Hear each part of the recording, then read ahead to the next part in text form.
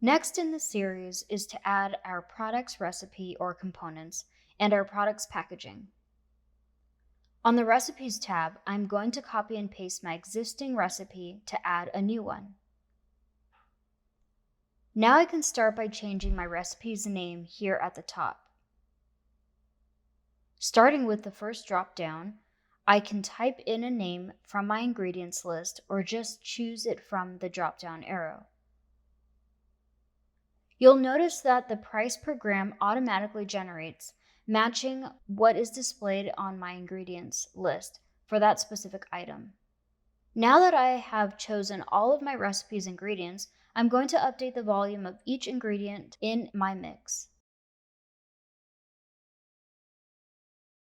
Now we can see the total volume of our recipe, and after I update my waste percentage, we can see my updated weight after waste and the total cost of my recipe just below that. Moving on to packaging.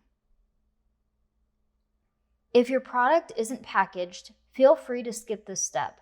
However, I recommend you take this information in should you add packaging for your products later.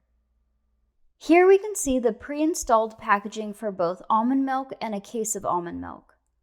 Just like our recipe, I am going to copy and paste this information. If your product comes only in single units, you don't have to copy over the case packaging, and vice versa. Now, I will enter in my packaging names which fit my product names.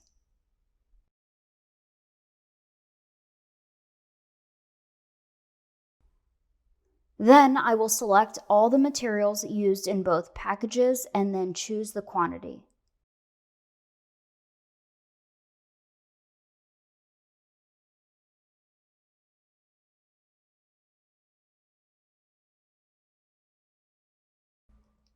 I can now see the cost of packaging for both a unit and case of milk chocolate truffles. Now that my recipe and packaging is set, let's talk about our product's assembly time.